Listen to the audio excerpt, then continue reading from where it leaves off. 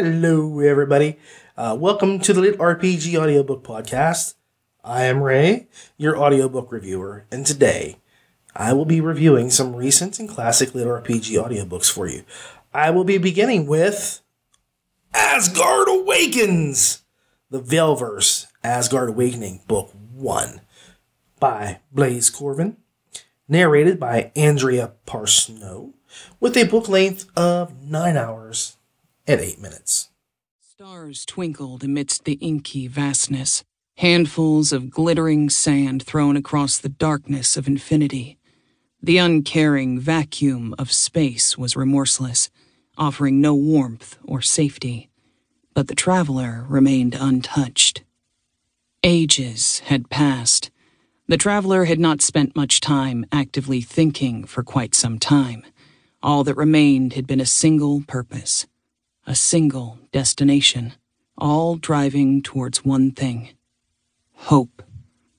Despite traversing the void for an eon, the bodiless entity had never lost focus. Revenge and knowledge, the ancient drive still remained strong. The traveler should have stopped existing long ago, merely dissipating into the cosmos. But the hope born from forbidden knowledge still burned, combining with an iron will to create energy from nothing. I'm going to be breaking this down a little bit differently because I will be reviewing Cultivating Chaos right after this. So I think what I'm going to do is I'm going to bunch up Andrea's narration onto the second book for reasons. It's just simpler to just say what I thought about both books at one time rather than splitting it up. It's kind of silly to do that. So that's why it's going to do that. First of all, kudos to Corvin and William Morand for having the balls to try to pull something like this off. We now seem to have a LitRPG audiobook, or not audiobook, just a LitRPG Thieves World type universe.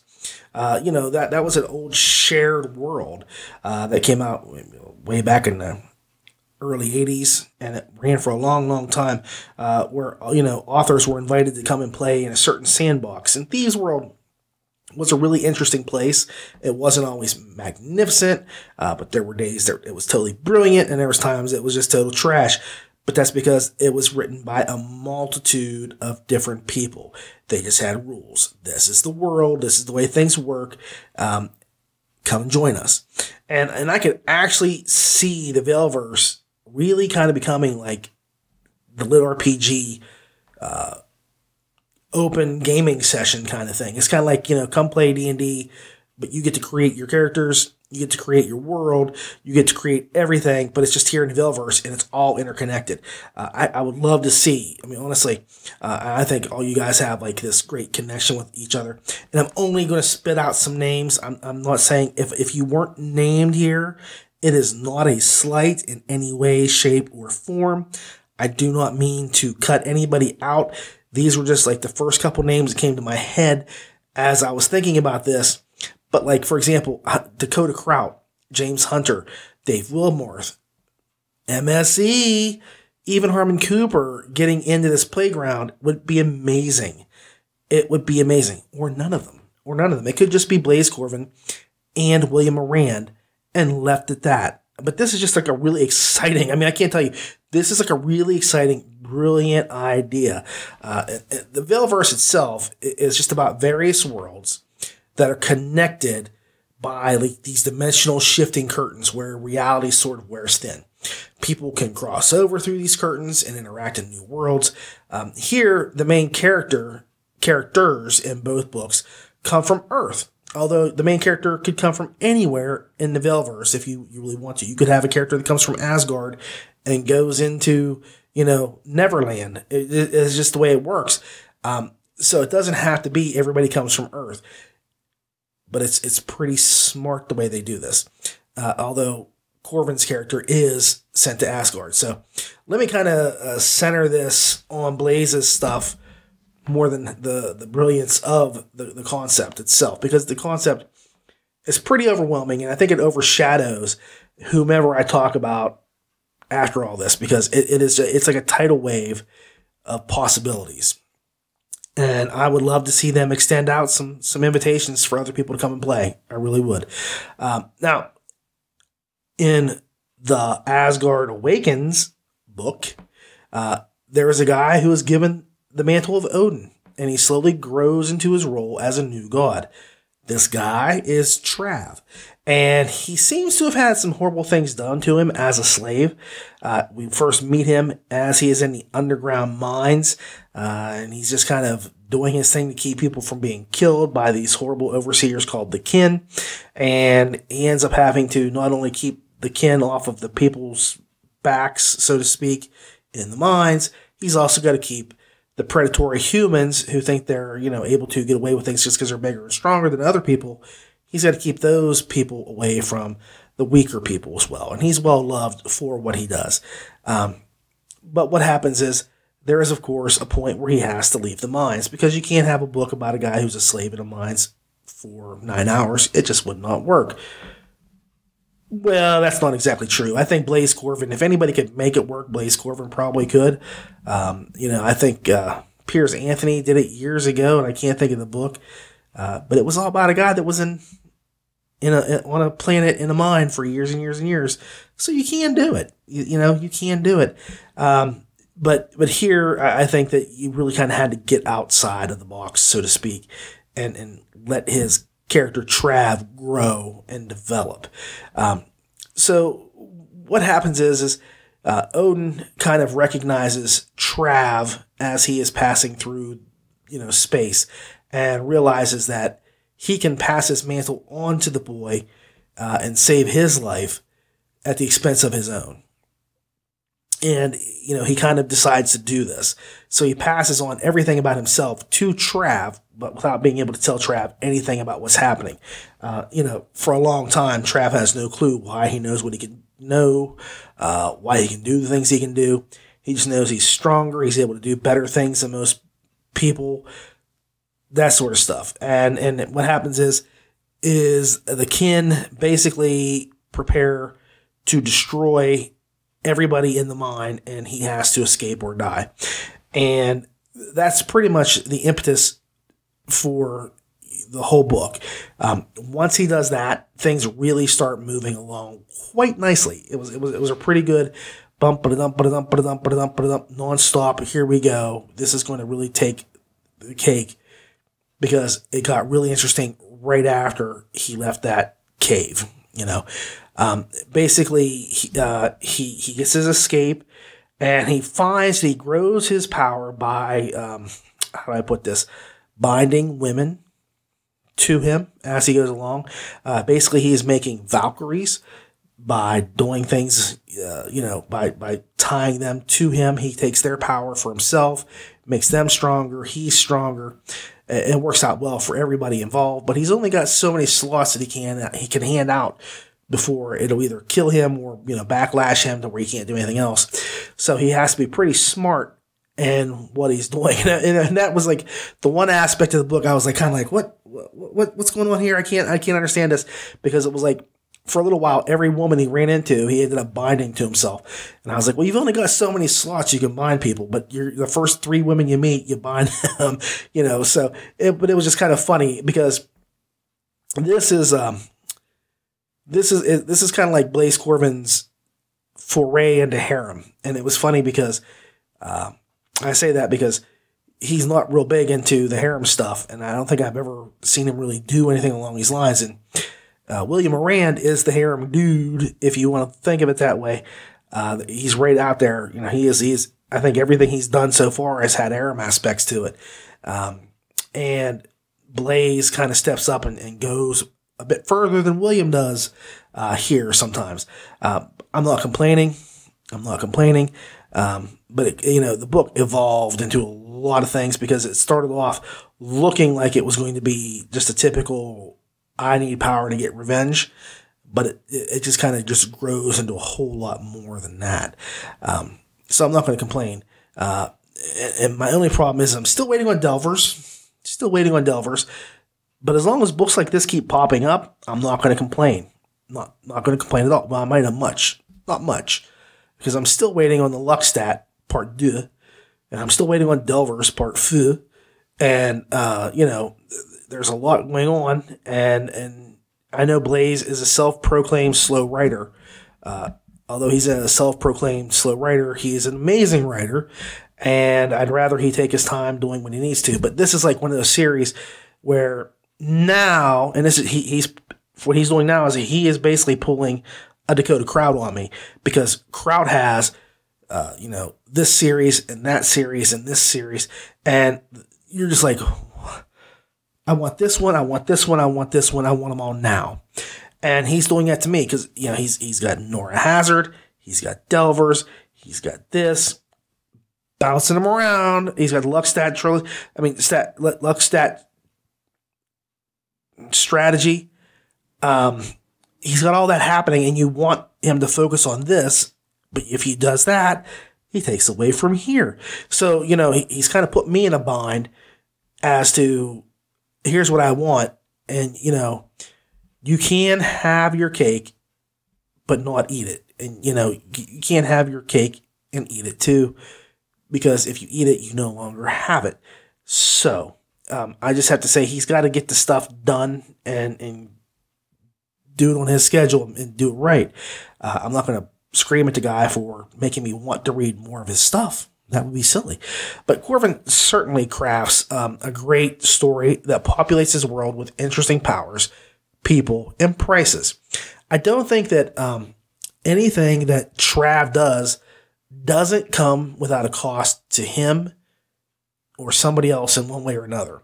And it's just one of those things where you get to see him struggle because he grows in power, and the more he grows in power, he gets to be concerned because he needs more power, but not for the same reasons as he did at the beginning of the book. Like I say, in the beginning of the book, it was more of a revenge story. His wife is killed, and he wants to get revenge on the person doing it.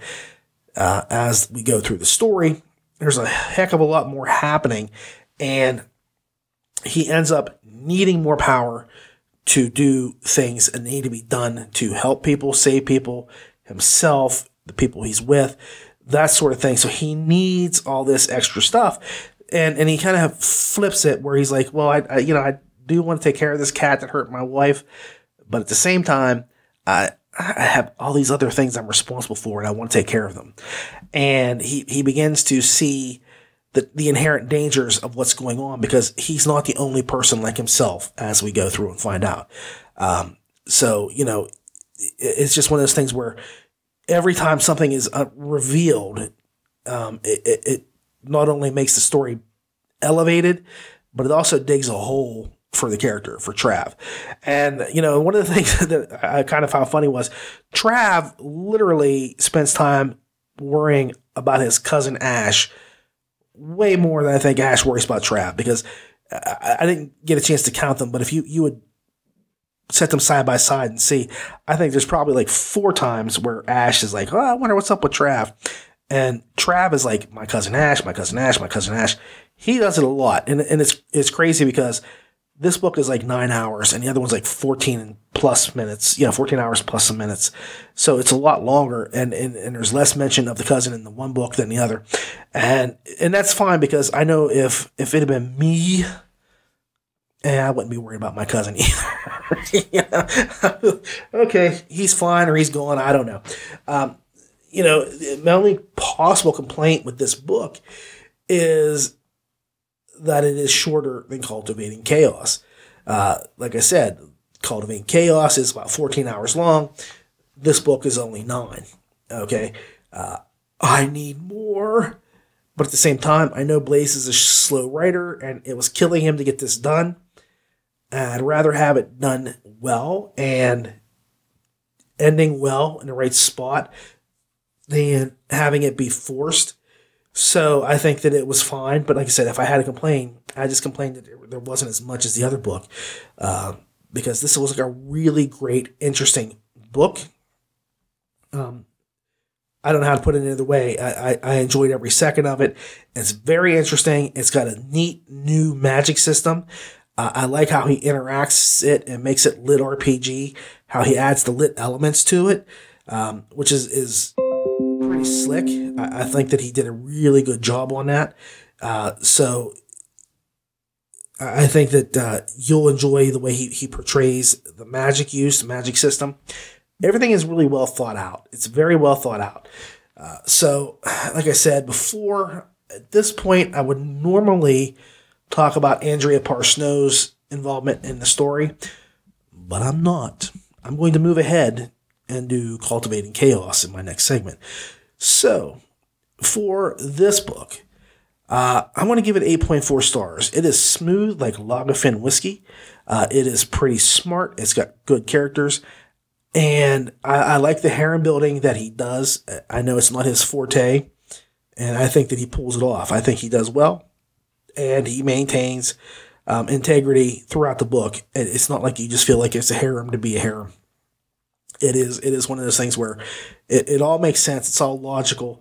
The only question I had was I know the first lady who he binds to him, she's kind of beat up, like her teeth are all snarled and stuff like this. And he talks about how good looking she is. And I'm thinking, man, to me, she came across as being described as Two-Face from like Batman, Harvey Dent all mangled up on one side and all. But maybe I just, maybe I read a little bit too much into it. I'm sure I did. But, it doesn't mean that beauty is not inherent in somebody just because of their appearance. I think that I'm just overstating it just a touch, just for dramatic purposes.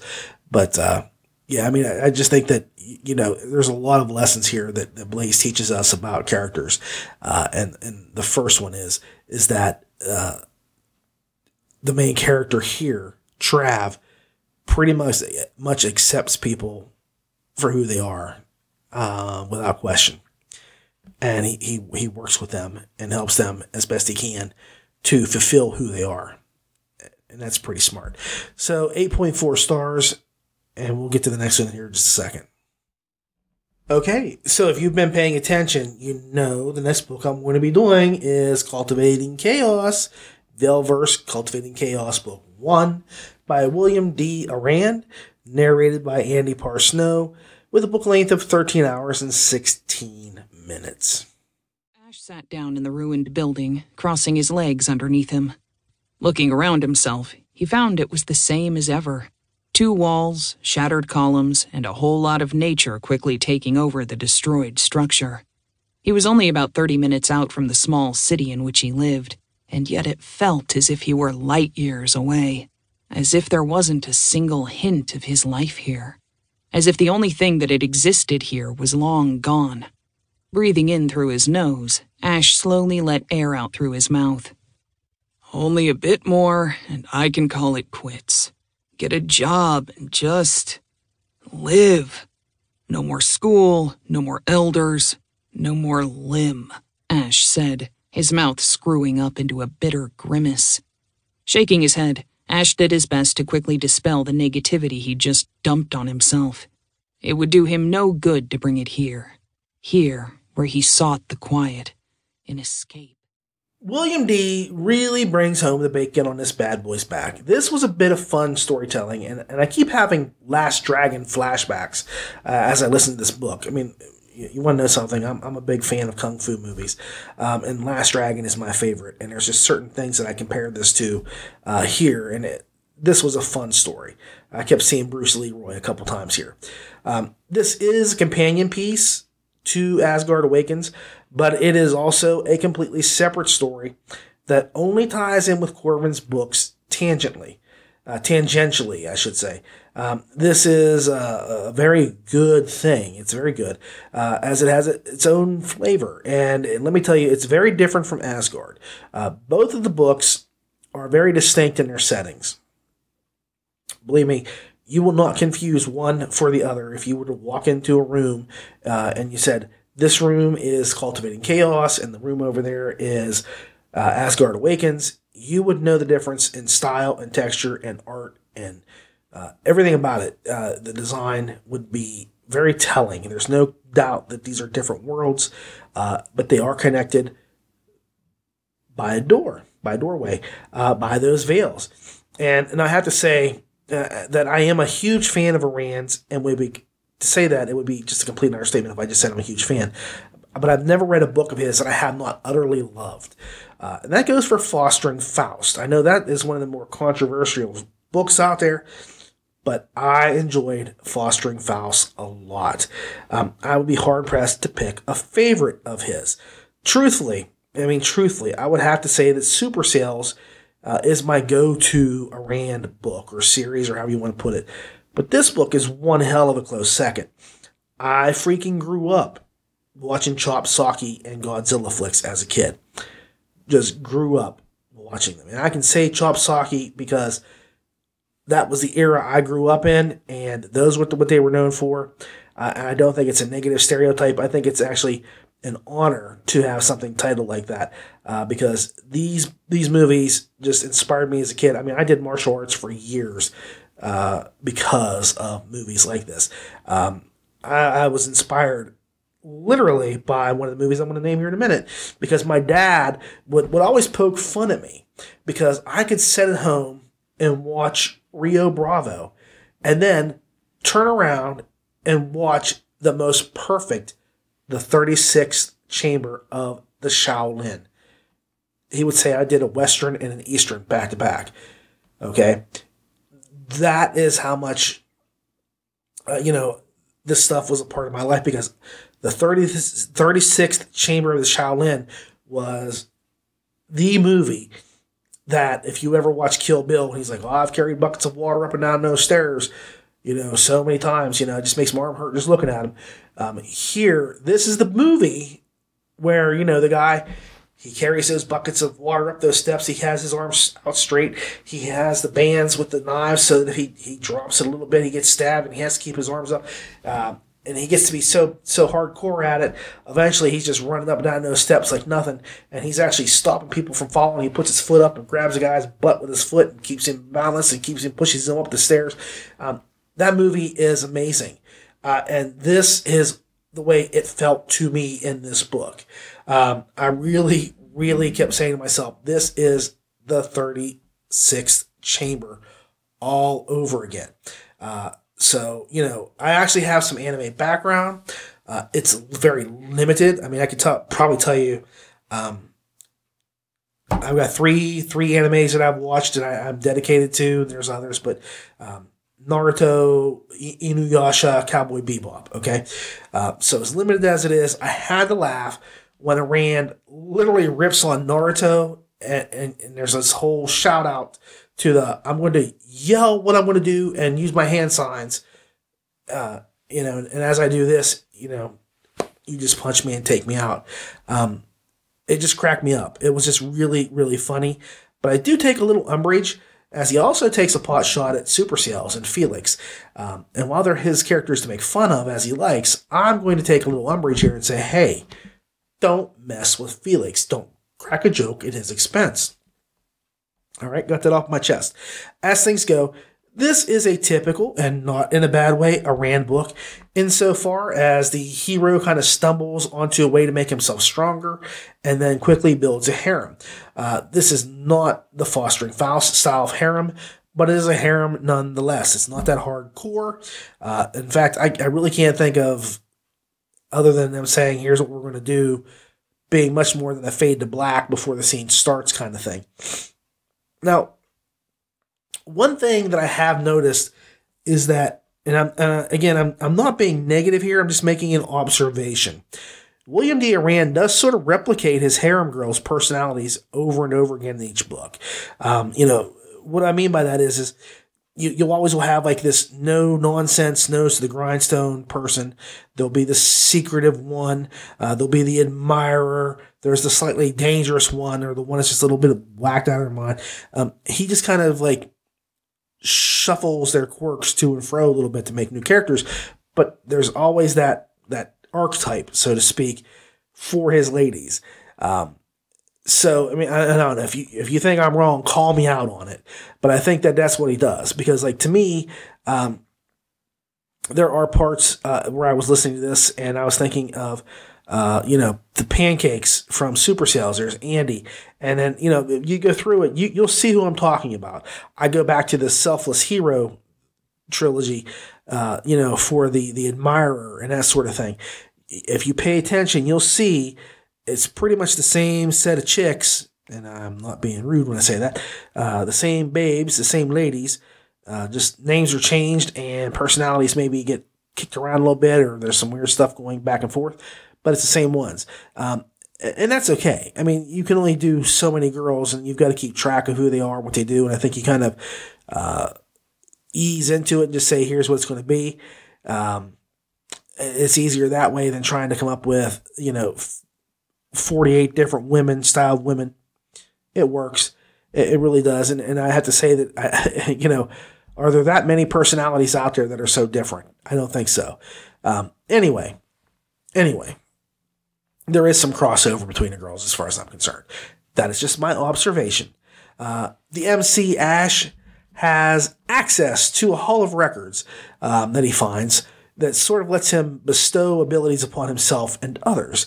And he gets his wish to become a cultivator. Finally, he had to wait. He had the means to do it. He just could not get his self open enough to do it. And he ends up joining the school of his dreams. He then sets about getting into one hell of a feud with some big community bigwigs. And this really complicates his life because feuds, as you know, they very rarely ever end well for either side. And as tough as Ash is, there are complications for what he's doing. So, this is a seriously epic struggle. And the story itself and the characters and the action all kept me hooked. I really like to know what Rand's secret is, because the man just pens one awesome story after another. And the only thing that really struck me about this book was that it's about 5 hours longer than Corvin's. Corvin's book stopped right as it was building up to something really compelling. I mean, it was like, I'm at the crest, and I'm going to stop right here so you want to come back later. It made me have to wait for more. Okay. This book added 5 more hours, and I still wanted more. So I don't care how much they write. I'm going to be a want mo. Okay. That's all there is to it. They could write 24 hours. They could write 48 hours. Because Shemner Kuznets, he is the guy that will write 22, 23, 24-hour books. And as soon as he's done with that, after I finish that book, I'm like, okay, where's the next one? Come on, kick it out. Let's go. Boom, boom, boom. And it's the same thing with the two of them.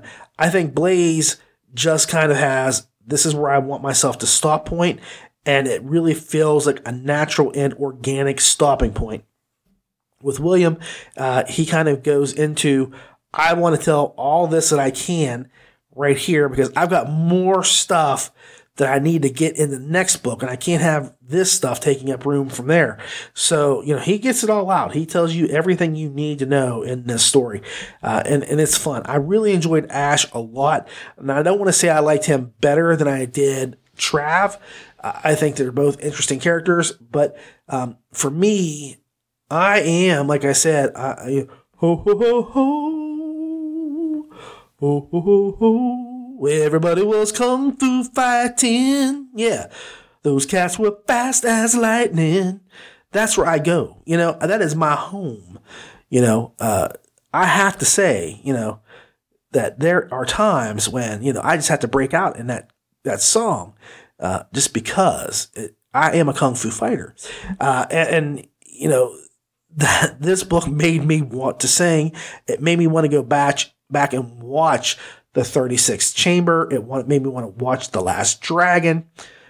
Just brilliant movies, just everything about this stuff. It was just very much in tune with the subject matter. Very much in tune with it. I don't think you could have done any better trying to get there. He tags a lot of things that needed touched on, and it's a really brilliant homage. It really is. Now here is the part where I get to talk about Andrea. Again, Andrea, she just drives these stories forward like she is on a bobsled being pushed downhill by an avalanche. She gives everybody a very distinct personality and quirks in her vocalizations, and I cannot think of anybody else doing this series.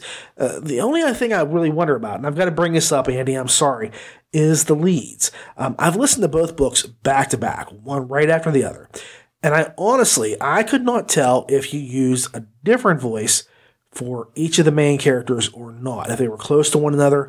To me, they both sounded about the same. Ash and Trav, side-by-side comparison, I would probably say they sound very much alike. And if they are not, I'm very sorry about that. My hearing is apparently not able to discern that. But it was like the de facto male lead voice came out for both of them. And they just sounded about the same as one another.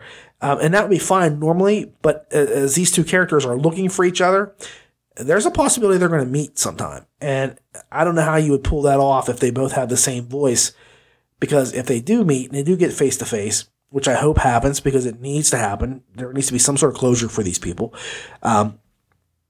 I think you would have a bit of a rough time, because then you'd have to swap one of those up. You'd have to change one somewhere. And I'm not sure if I'm correct in this or not, but I think that was the case. I think it was. And again, I really understand that you could get away with that in any other circumstance but here, because this this is the VeilVerse, and characters are going to step into other people's books from time to time. I think. I don't know who's going to write what, but I can almost guarantee you that Trav and Ash are going to meet in a face-to-face confrontation sometime in the future. It might be 3 books from now, but it will have to happen. But it is what it is. I think that, you could do it a whole lot differently, and it's still going to be great. You knocked these 2 books out of the park, Andrea, and that was like the only thing. If I had to say, what did I get out of it, that would be the only craziness, because everything else about this was spot on, perfect as always. I'm always blown away by your ability, your talent, the emotion that you convey into your stories, your characters. I don't think I've ever heard like a bland character or an uninteresting character come out of your mouth. I think that you've managed to make even the most simple characters have more life to them than they should. Because there's always going to be throwaway characters, background characters you'll never see again. And you always give everybody like a voice as if they were going to be in the next book.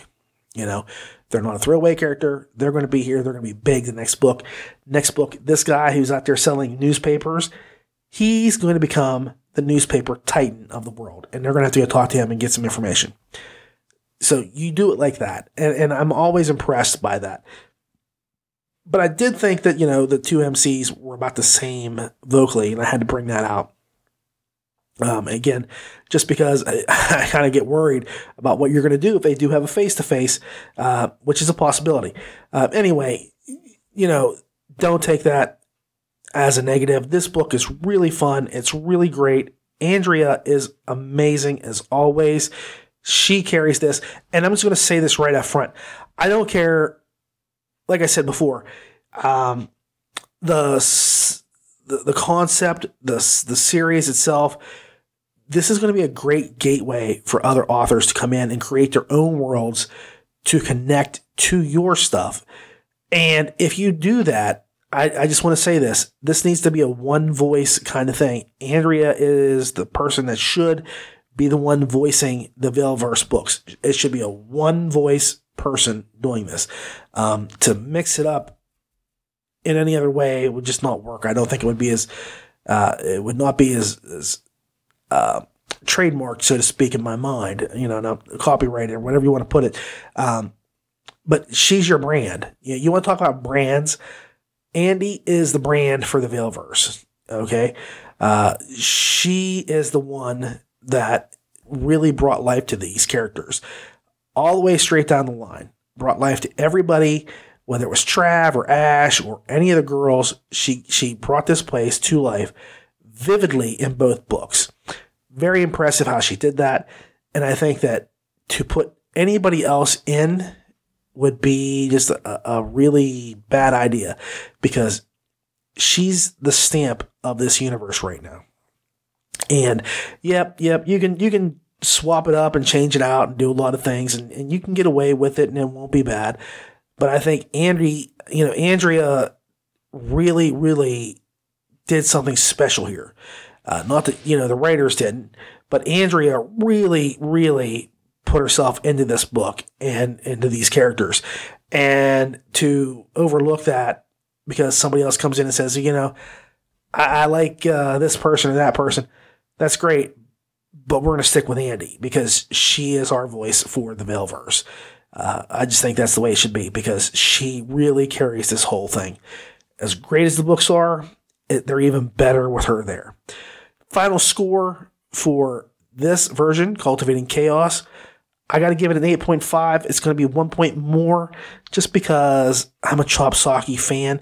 And as much as I say later on here in the show, if you watch, I'm going to talk about how I have to set things aside and focus on like the important parts of it. If it's something I don't like, I kind of say, okay, this is just something I've got to overlook and look at what the basics are, how good this other stuff is, and put aside the way I feel about things.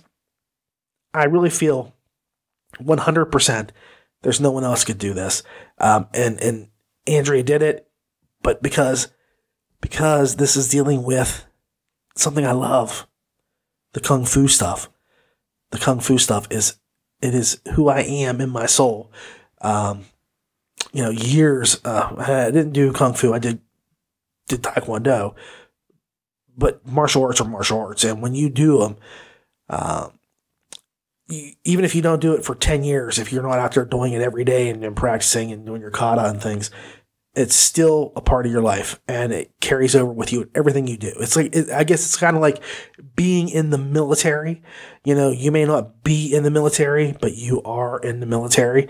And I can say that because I'm an Army brat and my dad, my gosh, he's not been in the military for years, but he still acts like he is, still acts like it. And so because of the subject matter alone, I've got to give it just a point more. Just a point more than the Asgardian book. As much as I hate to say that, someone say 8.5 stars. Length, character, action, narration, and concept was just one hell of a leg sweep for me. It knocked me over. But the subject matter really won me in the end. So yeah, I mean, the subject matter was just awesome. And like I said, I've actually been looking to see if there are like Chinese or Japanese or Korean LitRPG books out there. And everybody keeps telling me, go find Wuxia. Is that right? Is that how you say that? Wuxian, Waka. Whatever it is. And I actually have one that I would have done this week as a Is It Lit? But I wanted to do Annalise Rennie's stuff first. So next week, you'll probably get Unsold in the Is It Lit category. But yeah, 8.5 stars. 8.5 stars just because, 1 point more just because I'm a Kung Fu kind of guy. Okay, so the next book I'm going to be reviewing for you today is The Halloween Raid. A GameLit short story. Maybe we finally found something good. Maybe. I don't know. By George Soulidis. Narrated by Dave Price with a length of 55 minutes. And that really qualifies it as a real, total, complete short story. The Raiders have been calling it hardcore mode. It's a gaming term. It means you only get one chance. If you die in the pumpkin, you get blinked outside and denied further entry, forever. So many have tried to get back inside, only to fail. But the creepy thing is that 1 in 1,000 deaths is permanent. Or, at least, the raider goes missing, never to be seen again. Some say the aliens grab them. Some that they fertilize the soil inside. What's certain, so far, is that 1 in 1,000 raiders that die never come back. How do we know those numbers? Because millions have already fallen, and the statistics are accurate down to the last one. So, I am always griping about wanting a good LitRPG short story. I enjoy short stories a lot, and I never can find anything in the LitRPG realm of short stories. Unfortunately, I think the closest that you get are like maybe a novella here or there from like Blaise Corvin or something along those lines, which is fantastic. Don't get me wrong. I really appreciated, The Secret of the Old Ones by Blaise Corvin, but it's a novella. And I really want like just a nice I would love an anthology of short stories, and I have one from the folks over in Russia that I plan on checking out. But what I want to do is I want to actually read some of the series that the books have these short stories from, so that I have a better idea of what I'm reading. I don't want to just go into it cold and be like, it was a good story, but I had no clue what was happening. I want to know the characters, or I want to know the premise or the setting and that sort of thing. So that book will be coming soon after I kind of get into the other series of those other authors. But I've always been looking for like a good lit RPG short story. And I've come close a couple times. There's been a couple that have been, not quite there. Like the one by Calico Jack, the pirate, it had a lot of potential. And to me, it felt like a first chapter more than it did a short story. It really it kind of felt like this is it's either a prelude or a setup, or it's the first chapter. One of those things. It was one of those three things. It did not feel like a short story to me, even though that's what it was claimed to be. So I've been looking for a good lit RPG short story. So there are really two drawbacks that I have when it comes to this audio.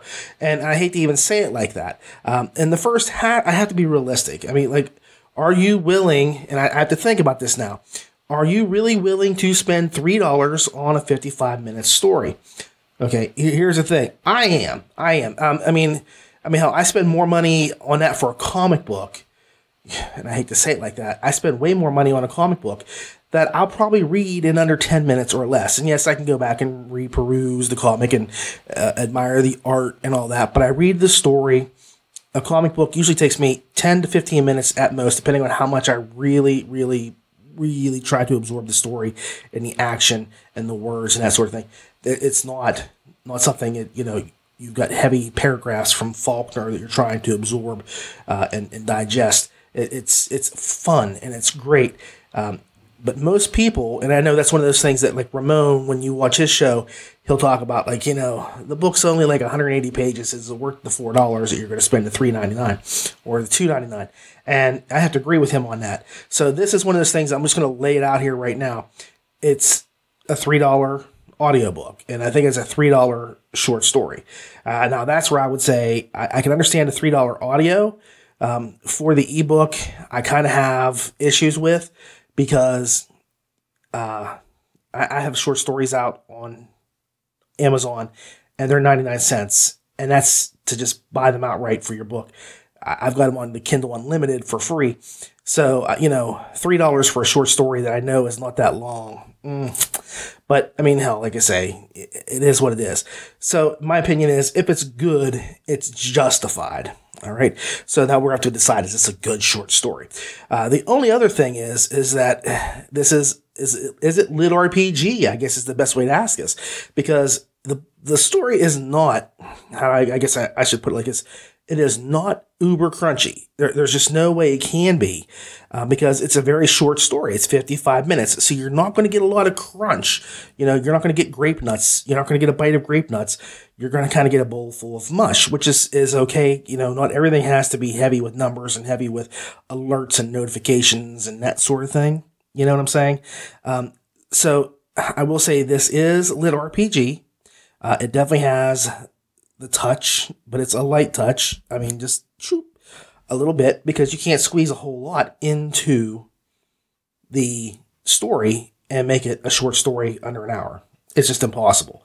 So you've got to juggle the balls and see where it goes. And I think George, he did a pretty good job here. The story, it's got everything you want. It's got setup, it's got the tension in the center, and it's got the ending. And the ending left me wanting more. Okay, so, there you go. I'm just giving that all out there right now. So fair warning, don't get hot under the collar and yell at me and say, hey, I spent all this money, it's not dense with stats, and it was $3 and it was 55 minutes, and I felt like I was ripped off. That's why I'm giving you all these caveats right up front. Right up front, because it's unfair to not give you a kind of a heads up. Now, I've been listening and reading, I have to say this right out from the gate, to George's stuff for some time. I have to say that one of my favorite short stories that I've ever read is called You Have Too Many Friends by him. It is really short. I mean, honestly, if you go to Audible and you look it up, You Have Too Many Friends, it's 20 minutes long. 20 minutes. So it's not overly long, but it's very memorable. I mean, honestly, it carried a lot of weight, and it has stuck in my head since I've listened to it. It is one of those stories that I think about because of the implications of what happened in the tale.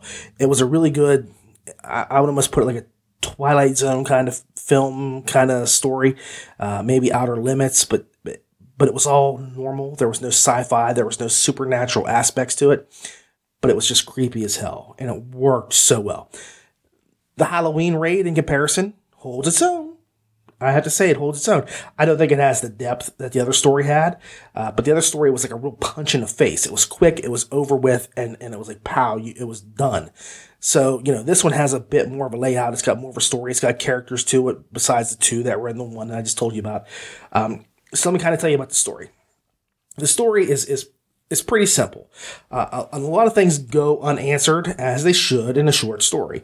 Short stories, you should not know everything that's going on, everything that's happening. You should be left wondering things.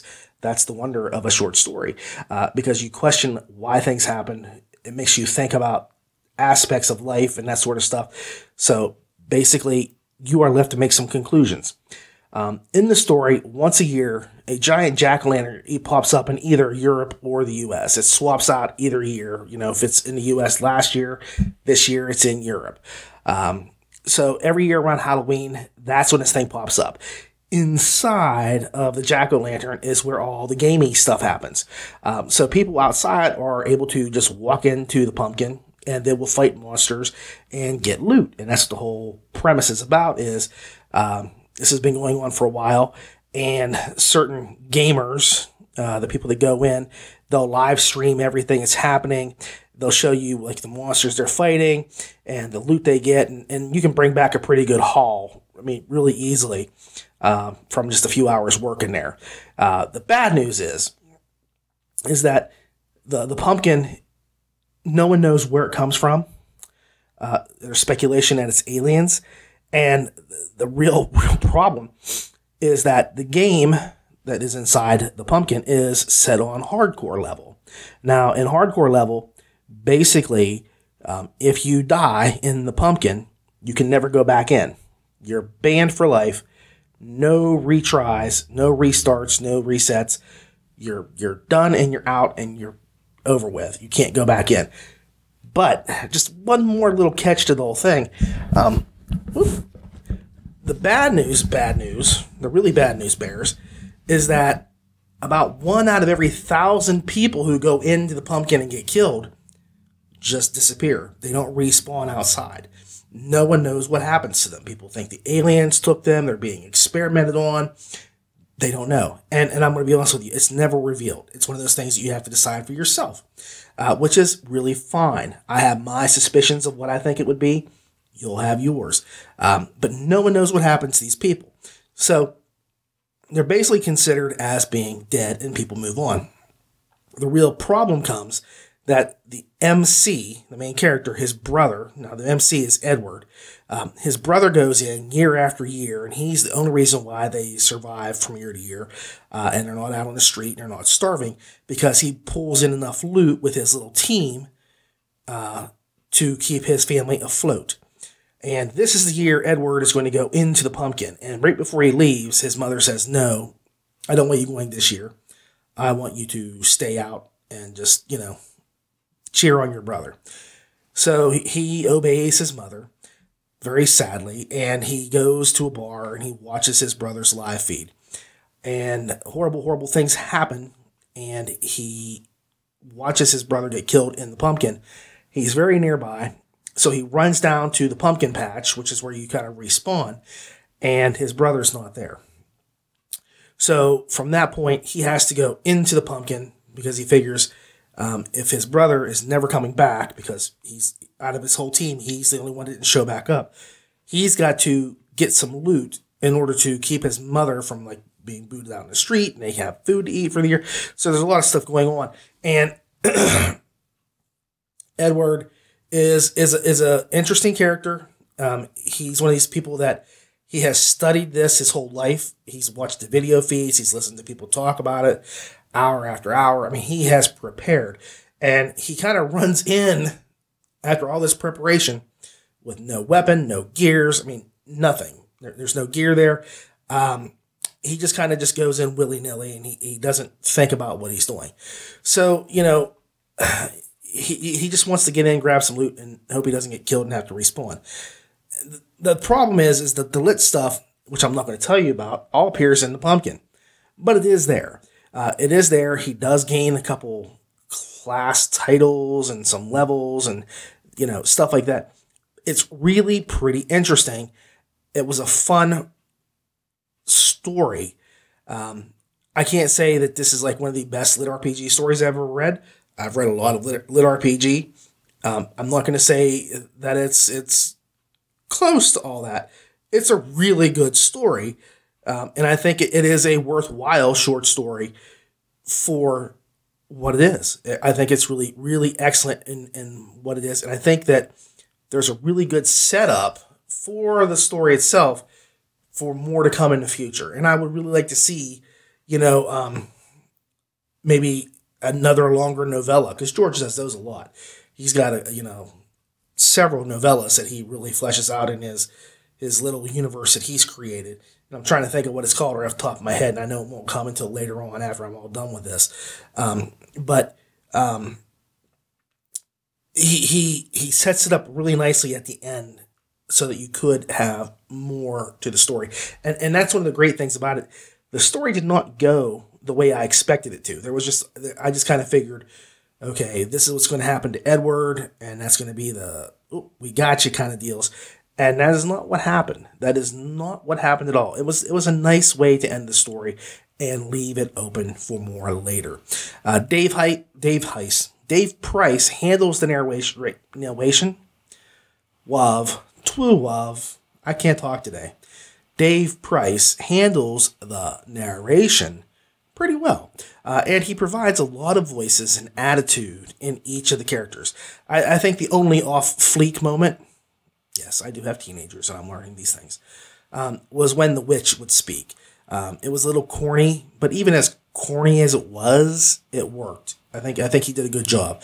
Everything else was right down the line. I'm going to give it a 7.8. I really enjoyed this. I don't know if you're going to want to swing, Triple George's for a listen, $3. It was worth it for me. It was fun. I think you'll like it.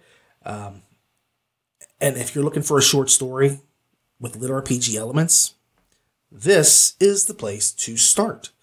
I'm going to look for more. I will always be looking for more, but this is probably, and I know right now it's not probably, it's the only short story I found so far that did not leave a bad taste in my mouth and I actually enjoyed and was happy with at the end. And like I say, Dave Price does a nice job with the narration. It was a little too late for me to go all out and go, hey, this is going to be a higher score, but that's fine. This was still a really, really good short story. 7.8 stars. Okay, so I haven't done this for a few episodes. I've been trying to get around. I mean, there's several people who I want to get to in this category, but I'm going to do a "What else have they done today?" segment. So what I'm going to do is I'm going to feature Annalise Rennie. Yeah, 'cause she's got another book coming out real soon. It's going to be at the end of the month. In fact, I think that by the time this show airs, the newest book that she has will be released. So we'll talk about that in a few minutes here. But we're going to be talking about Future's Orphans, the Ouroboros cycle series, book 2, narrated by it is not narrated by A.K. Alice. It is written by A.K. Alice, narrated by Annalise Rennie. Okay, I told you I was spotlighting her on this, didn't I? And I'm going to just tell her that she's not even narrating the book. It's the writer doing it. With the book length of 7 hours and 34 minutes. Can't. She blinks down at him. Have to. Come this far, be not far to go. Paco speaks the truth, but a fall from this height will still cause their ending. He begins clambering over the broken ladder sections once more, heading towards where it becomes more serviceable. Above them, the rain had stopped, the clouds shifting to reveal the moon bright and pale overhead. It picks out a shallow stream of water at the base of the ladder, running in a narrow strip. It shines pallid and moves swiftly between banks of smooth gray stone. Studying it, he realizes that the angled sections are man-made. If they follow its path, they might come to the exit of the gorge and perhaps still manage an escape. Cass finally relents her grip, taking it slowly, and he stops, waiting for her to clear the damaged section of ladder. Her labored breathing provides more of an indicator to her progress than her black-clad form in the soft wash of moon. When I was trying to figure out like who to do next, and I swear to God, I've got 4 other authors that I want to get to, and about 4 other narrators. I was talking with Annalise Rennie on Facebook. She was going back and forth about something on air, and I said, I got to do Annalise. I got to spotlight her. She is a huge part of this community.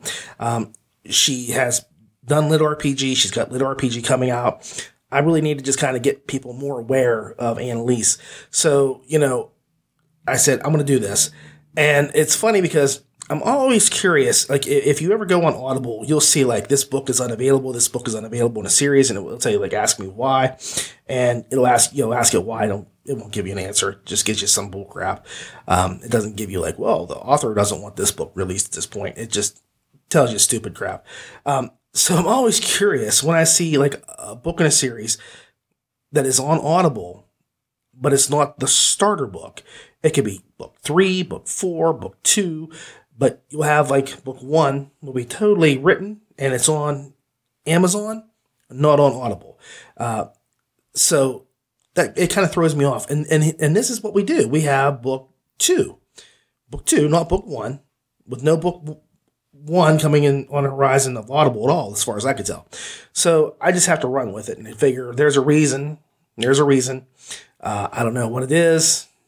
It could be internal strife. It could be heartbreak, whatever the reason. I'm going to just take it for what it's worth and say, I don't need book 1 to know what's happening in book 2. And that's pretty much the case here. I can't believe I need any setup from a previous book to know anything about what's happening in book 2. Book 2 is pretty much a self-contained story. From start to finish, it is perfectly fine all by itself up on a shelf. You can just take it down and read it and be done with it and put it back. And you don't have to say, what started this whole ball rolling? You don't need that at all. It's a standalone. Now, I would almost say that the way it would look to me would be books 1, book 3, 4, whatever's coming. They're kind of all set in the same place, in the same universe, but they're probably not going to all have the same characters. Just reasons for that. So, 2 things that I want to get off my chest, and I like to do this first and out of the way. Like I just did with the LitRPG short story I was telling you about. I came clean in the beginning and said, here are my concerns. Okay, 2 things I had to come forward with right away that for me, right off the bat, were issues. First, the book is told in present tense. I have a very difficult time reading present tense stories, let alone listening to them. In fact, there's an author who is very well loved in the community, and no, it's not one of the people that everybody has issues with. This is a well-known, well-liked author. I can't read their stuff or listen to it because they write in present tense. And it's not Ramon. I didn't even know Ramon wrote that because I just watched a podcast with him the other day where he was talking to people and he's like, well, there are people that I know that they won't even read my stuff because it's all written in, first person present or whatever. And they go, look at it and they go, nope. And that's fine. Because they can't handle that sort of stuff. And I'm one of those people. And I've always wanted to go, and even if I don't review the books, I want to read or listen to Ramon's stuff just out of respect. I think that, he's a really well-liked author. He's a great reviewer. And I think I should kind of get a feel for who he is as an author, as well as a reviewer. And after I found that out, I was like, well, I'm glad I haven't done that yet because I don't know what I would say afterwards because I don't want to say, hey, I wanted to read your stuff. I didn't get around to it because I don't like the way it's written. I won't do that. So I will read it. I will get to them. But I may not ever talk about it just because I can't say. The way I look at it is I have to be able to say as a reviewer, when I review a book, there are going to be things about a book I don't like. It may be a subject topic. It may be a writing style. I'll give you a perfect example, okay, of writing style. Back when I was still reading books because I had time, one of the series that came out that I really wanted to read was Sandman Slim. And I got the book and I was like, this is going to be great. I've heard so much good things. I'm a huge urban fantasy fan. And I opened the book up and I read about 2 pages and I was like, oh dear God, what have I gotten myself into? Because the writing it's choppy and it is all over the place. It just does not make sense to me as I read it. It is not a normal thing. And when I started doing audio, I thought, well, I'll give it a try. How bad can it be with somebody reading it? Maybe they can do. And the narrator of that series totally gets and understands and nails the heart of the story. He carries the story. I couldn't read it as a book. Could not. I mean, I would have went back and read it eventually just because I started it. And even 2 pages, I would have this OCD thing about not finishing it. But it might have been 20 years from now. But I'd have still finished the book. But I was able to do that because the narration was so fantastic. And I kind of hope that that's what's going to be, with like Ramon Mija when it comes to that. But I have to say, I have to compartmentalize that. I've got to say, I don't like this. I might not like, let's just say, for example, I may not like a drug addiction in a story, and a story is completely about drug addiction. I have to be able to say, as much as I hate drug addiction, I still thought this was a well-written story. I think it was a smartly written story. It was a very well-crafted story. So while my initial stomach-wrenching reaction tells me to give it a low score, I have to say, I can't do that. I can't even let my emotions about how this is affect me. I have to look at it clinically and say, how was this?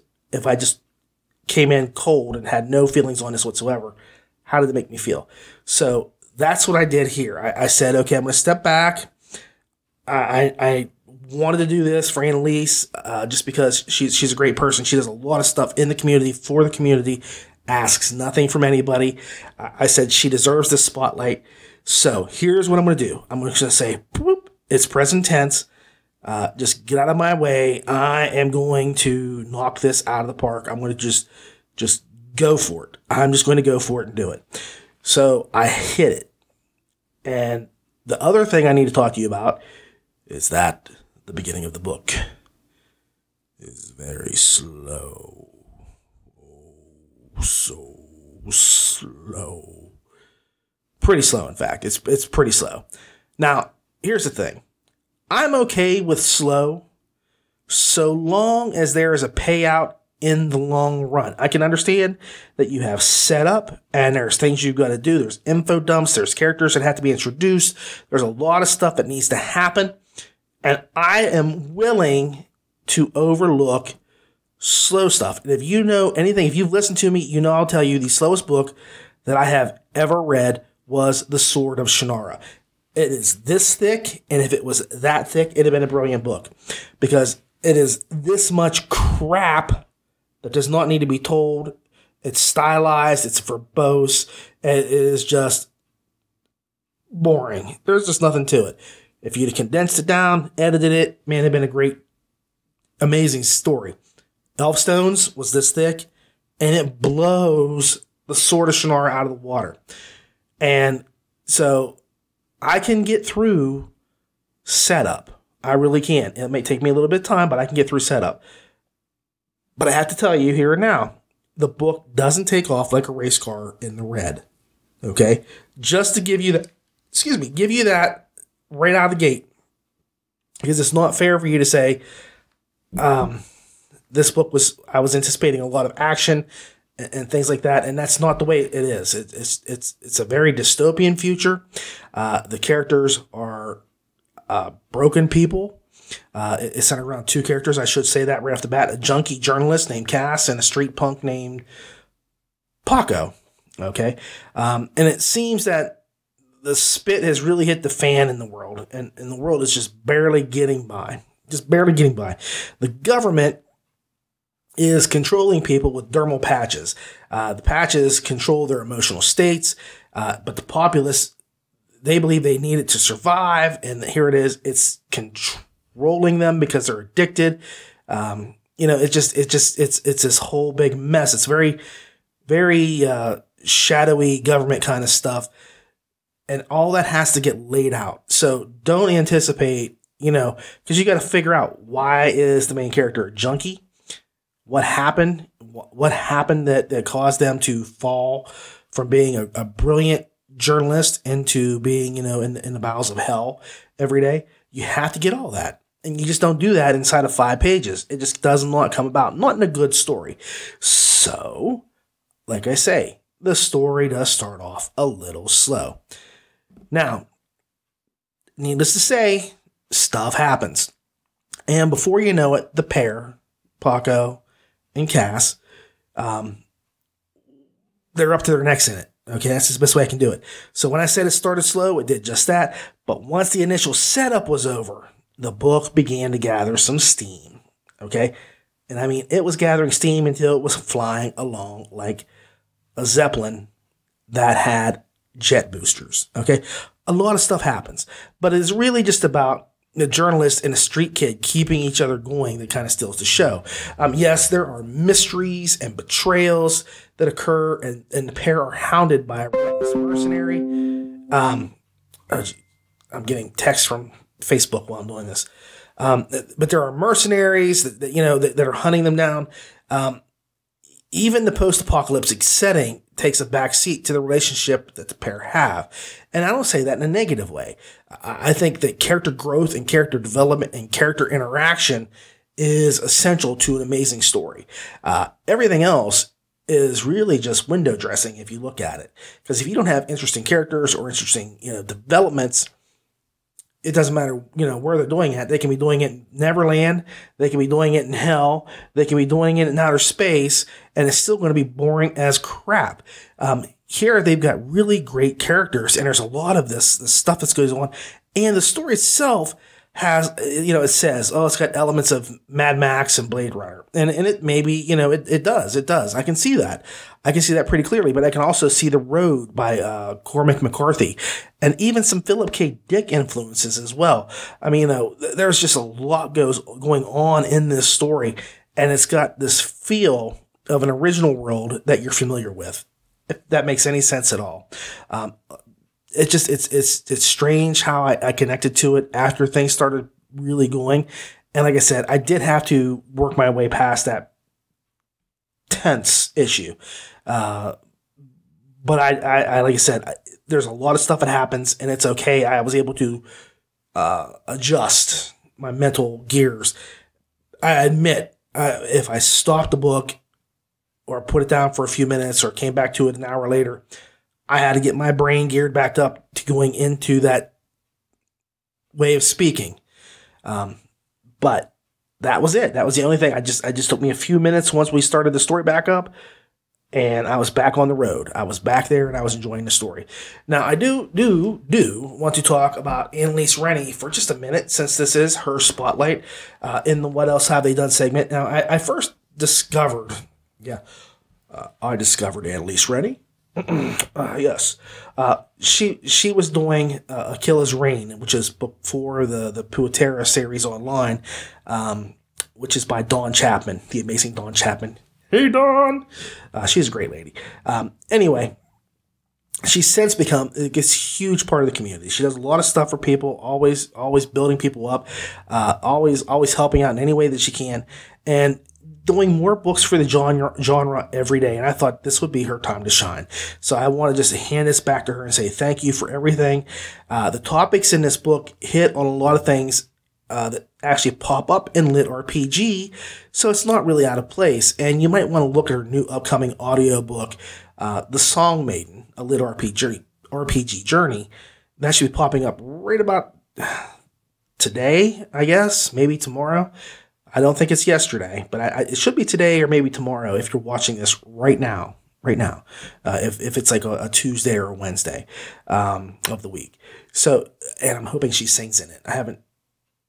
She hasn't told me. I don't talk to her that well, but I don't know her that well to say, hey, Dawn, hey, Annalise, do you sing in that?